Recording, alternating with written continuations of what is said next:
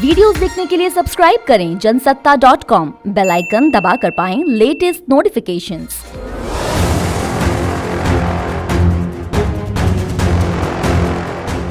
श्रीलंका इन दिनों आजादी के बाद सबसे बड़े आर्थिक संकट से जूझ रहा है।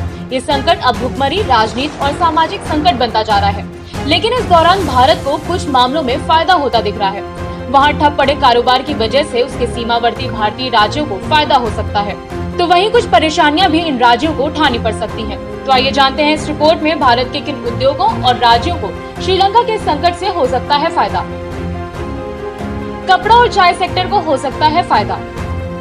इन दिनों श्रीलंका के लोग चीनी, चावल, दूध से लेकर डीजल, पेट्रोल और गैस जैसी जरूरी चीजों की कमी से जूझ रहे हैं। ऐसे में भारत के कुछ राज्य जैसे तमिलनाडु, असम को फायदे हो रहे हैं। तमिलनाडु के तिरुपुर स्थित टेक्सटाइल हब और दक्षिण भारत व असम के चाय बागानों को जबरदस्त फायदा हो रहा है। दरअसल श्रीलंका के जीडीपी में सबसे ज्यादा योगदान पर्यटन, कपड़े और चाय के निर्यात से होता है। अब जब श्रीलंका आर्थिक संकट का सामना कर रहा है, तो कपड़े और चाय का निर्यात भारत की तरफ डाइवर्ट हो गया है। यही वजह है कि तमिलनाडु और असम को फायदा हो रहा है। भारत को क्यों मिल रहा है ऑर्डर? भारतीय मीडिया में तिरुपुर एक्सपोर्ट एसोसिएशन के प्रेसिडेंट राजा एम षणमुगम के हवाले से छपी रिपोर्ट के मुताबिक श्रीलंका में जारी आर्थिक संकट ने वहां के विनिर्माण सेक्टर, खास तौर से कपड़े और परिधान क्षेत्र को पूरी तरह से बर्बाद कर दिया है, जिसकी वजह से वहां के निर्यातक अपना कमिटमेंट पूरा नहीं कर पा रहे हैं। इस वजह से जो ग्लोबल ब्रांड हैं, वो श्रीलंका छोड़ तिरुपुर के निर्यातकों को अपना ऑर्डर दे रहे हैं। अपैरल सेक्टर का सबसे बड़ा निर्यातक था श्रीलंका। पश्चिमी देशों में मजदूरी दर अधिक होने की वजह से जो भी ग्लोबल ब्रांड हैं, जैसे ज़ारा, मैंगो, H&M अपना परिधान खुद नहीं बनाते। ये अपने कपड़े भारत, श्रीलंका, बांग्लादेश, कंबोडिया और वियतनाम जैसे देशों से तैयार कराते हैं। इस समय बांग्लादेश, वियतनाम और कंबोडिया के निर्यातकों का ऑर्डर पहले से ही फुल है। ऐसे में श्रीलंका के विकल्प के तौर पर भारत ही दिखता है।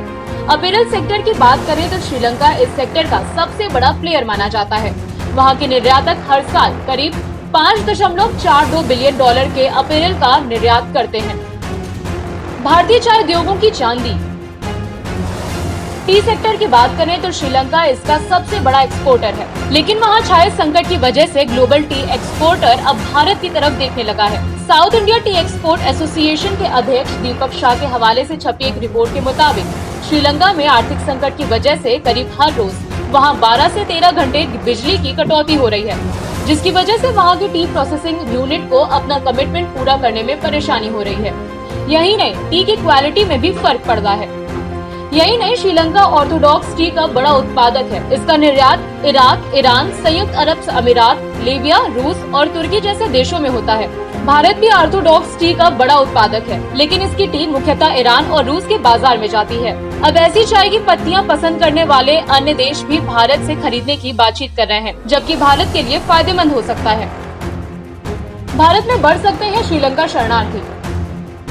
एक तरफ भारत को श्रीलंका के आर्थिक संकट से फायदा हो रहा है, तो वहीं दूसरी तरफ इसका नुकसान भी भारत को उठाना पड़ सकता है, क्योंकि इससे पहले जब श्रीलंका में तमिल विद्रोह हुआ था, तो श्रीलंका के सीमावर्ती भारतीय राज्यों में शरणार्थियों की संख्या बढ़ गई थी। ऐसे में इस बार भी शरणार्थियों के बढ़ने का डर भारत को सता रहा है। तो वहीं इस संकट में श्रीलंका पर चीन के वर्चस्व का भी डर है। हालांकि अभी इस तरह की संभावना नहीं दिख रही है। तो ये था श्रीलंका और भारत कनेक्शन पर हमारी रिपोर्ट। आपको रिपोर्ट कैसी लगी कमेंट सेक्शन पर बताइए। साथ ही पूरे मामले पर आपके क्या विचार हैं कमेंट बॉक्स पर लिखिए। बाकी देश दुनिया की खबरों के लिए बने रहिए जनसत्ता के साथ। धन्यवाद।